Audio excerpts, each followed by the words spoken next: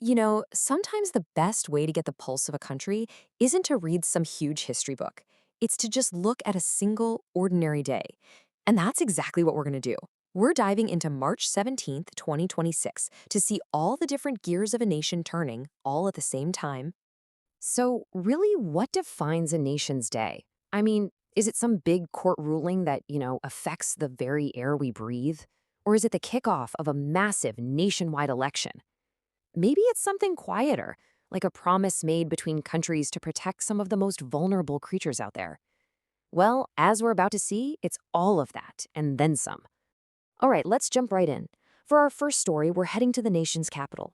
And this isn't about some political drama, not directly anyway. This is about the Supreme Court using its power for something we all care about, the environment. And here it is, the Supreme Court of India. Now, on this particular day, it took a really firm stand on a huge issue, air pollution. The court has been pushing for cleaner air in Delhi and all the areas around it for a while now. But on March 17th, it decided it was time to demand some real accountability. Okay, so to get what the court is doing here, you need to know this one acronym, EPCA. That stands for the Environment Pollution Prevention and Control Authority.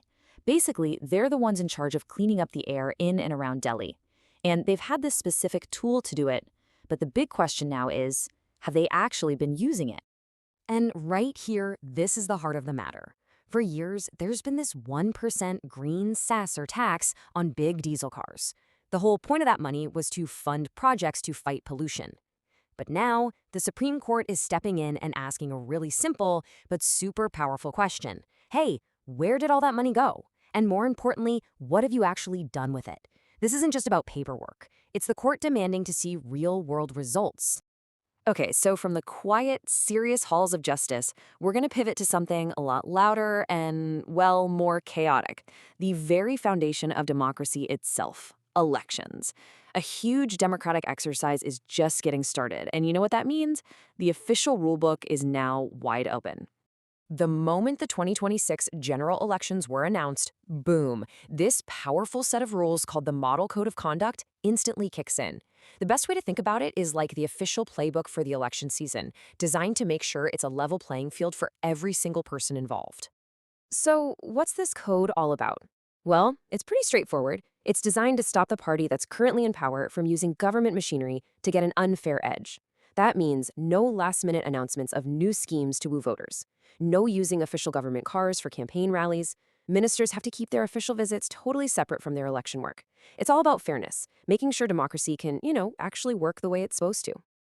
All right, so with those rules of the game set, let's get into the political arena itself and see how the actual battles on the ground are starting to heat up.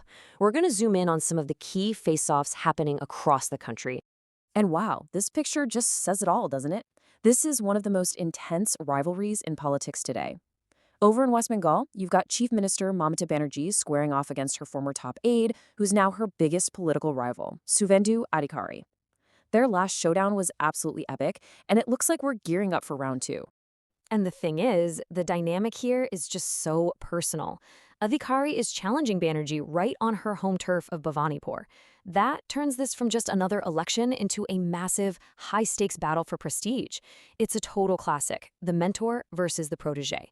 And it's all playing out on the biggest stage imaginable. But hey, it's not just about West Bengal. On this very same day, the political buzz is coming from all over. In states like Kerala and Bihar, you're seeing new alliances take shape and political chess moves being made. It just goes to show you how massive and diverse this whole election season really is. Okay, for our last story today, we're going to shift gears completely. We're moving away from the noise and heat of politics to the quiet and honestly hopeful work of conservation. This is a story where national borders stop being barriers and start becoming bridges for cooperation.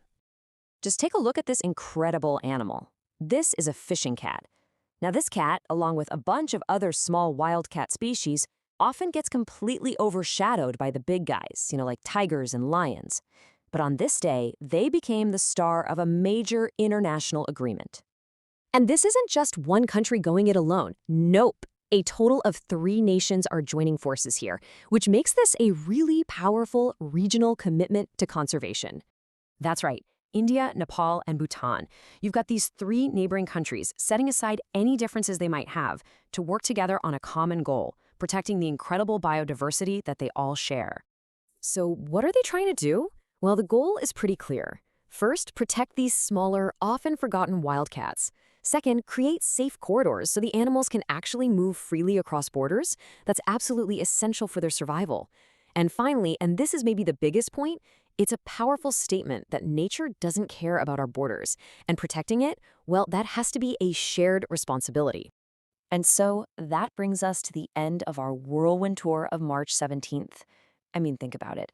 We saw a push for environmental justice, the rules for democracy being laid out, fierce political battles, and a hopeful pact for preservation, all in one day.